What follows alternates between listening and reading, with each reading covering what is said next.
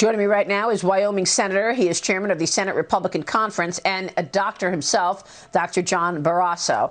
Senator, thanks very much for weighing in this morning. We so appreciate your time. Thank you, Maria. Tell us what happened last night. Well, a couple of things. First, we as a nation are facing a double crisis. It's the medical crisis of the virus and then the economic crisis as a result of government stepping in and shutting down businesses all around the country. We need to have a rescue operation here, and that's what we are trying to do in the Senate. There have been bipartisan efforts all weekend, but it turned last night into what seemed to be politics. Again, people playing politics. We cannot afford that, Maria. We have another vote scheduled today at noon, but as people are waking up, certainly in my home state of Wyoming and all across the country, they have anxiety and even fear, number one, of getting the virus, and then number two, of is their job going to be there? And those are concerns. We need to address those. That's what's so important about this legislation. It is no time for politics. We need to pass this today. Agreed. People and businesses need money today, Senator. And one of the issues, according to Nancy Pelosi, is that medical workers are not getting enough versus what businesses are getting. So the Democrats are complaining and objecting to the Republican plan to provide $500 billion for the Treasury Secretary to make loans, loan guarantees, or investments to support businesses, possibly along with states or municipalities. That's more than twice as much as Treasury had actually requested. What is your answer to this issue, or this that Nancy Pelosi and Chuck Schumer are bringing up, that medical workers and workers are not getting the kind of relief that businesses are getting? No, they negotiated on Saturday night, and Sunday they came in with a whole new list of demands. We thought we were at a place to solve the problems on Sunday, but they've continued to move the goal line on what they're requesting. Now they want to put additional burdens on businesses that borrow. All of us want to make sure that all of the medical workers across the country have what they need.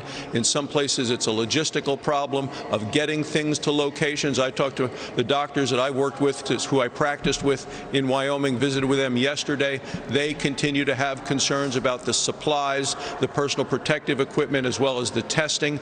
Those are the issues that we're facing. But to negotiate the bill over that isn't going to get more of those into their hands. We need to get that distribution handled. We also need to show to our people all across the country, the workers, the families who are concerned, will they get a paycheck? The small business owners, and 70% of all jobs come from small businesses in this country. Will they be able to reopen their doors and still be solvent once we get the health care crisis beyond us? And that's what this package is designed to do, to give immediate relief to families and to make sure that those small businesses can keep those jobs available for people once we return to business as normal after the crisis, the medical crisis, is beyond us. And the key word that you just said is immediate, Senator, because I know that you all have been on the phone with lots of businesses and individuals, small business, big business, who say, I'm about to run out of cash in 60 days. Another one says, no, I'm out of cash today. Do Nancy Pelosi and Chuck Schumer understand that there are individuals and businesses out there today that are out of cash today? They need the money now.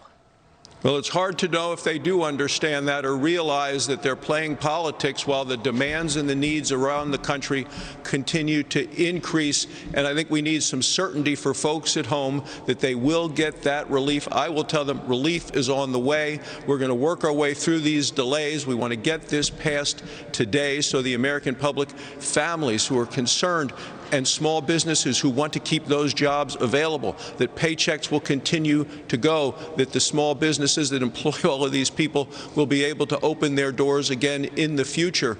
But we want these things to be temporary because we want this beyond us. So we're writing all of these legislation to end at the end of the year because we want it to be targeted, temporary. This needs to be bipartisan. We thought we had a bipartisan agreement. Now it does seem that Nancy and Chuck want to put additional burdens on the businesses that borrow the money. This isn't free money. This is borrowed money that would need to be paid back by so many of the businesses around the country. Not the small businesses if they use the money for paychecks. and to keep and have the doors ready to reopen. In the House version, Nancy Pelosi wanted to put abortion funding in there. Abortion funding. We are at a moment in time, the way we were in 2008, that my last guest just said, Phil Orlando, we saw the same games being played around the TARP money that the American people and businesses needed when we were in the last crisis in 2008. And now you have to worry about coronavirus hitting the very lawmakers that are supposed to be passing this legislation. Coronavirus in the Senate. Your colleague, Kentucky Senator Rand Paul, the first member of the upper chamber to test positive for this disease. Reports of his illness have prompted those colleagues who interacted with him recently, Utah Senators Mike Lee, Mitt Romney, to also enter self-quarantine. Those three joining fellow Republicans Rick Scott, Cory Gardner. They've had their own potential run-ins with the virus. What are you going to do, Senator? Are you coming up with alternatives in terms of not having everybody in the Senate room, the chambers, to actually vote on this? How will you get anything done if you've got senators, your colleagues, actually getting sick? Well, you're right. Now, unfortunately, none of them are sick at this point, but our hearts go out for anybody who has been impacted by this virus. We have concerns for all of those, but these 5 weren't there to vote last night. We're extending the time for voting so that we don't have all of the senators in the chamber at the same time. People go up, just go into the door, cast their vote, and leave, and it's a slower process. It drags on, but it's the appropriate thing to do because we need to make sure we're not in close contact. We're doing proper distancing as we're asking people all across the country, because that's part of fighting the disease as well, Maria. Yeah.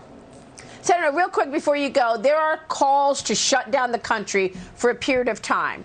Steve Bannon's calling it the hammer. Bill Ackman's asking the White House, please send everybody home. What do you think about this idea? And, you know, you have to be looking at these markets saying, well, we better come up with something else. For some reason, all of this stimulus, from fiscal to monetary, is not resonating with investors, Senator. The market is down 35% from the highs. Well, people's lives are impacted by this. Their livelihoods are tremendously impacted. We're America, and we value our liberty.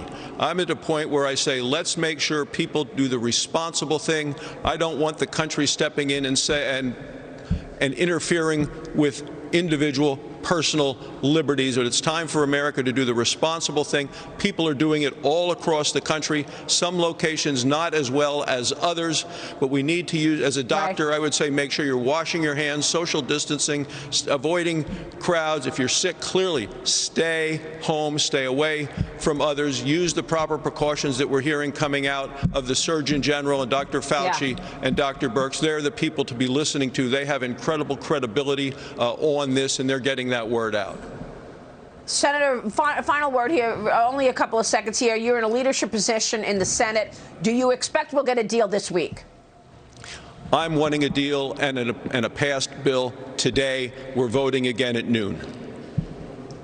Okay, we'll leave it there. Senator, thanks for your leadership. We'll be watching the developments. So appreciate your time this morning, sir.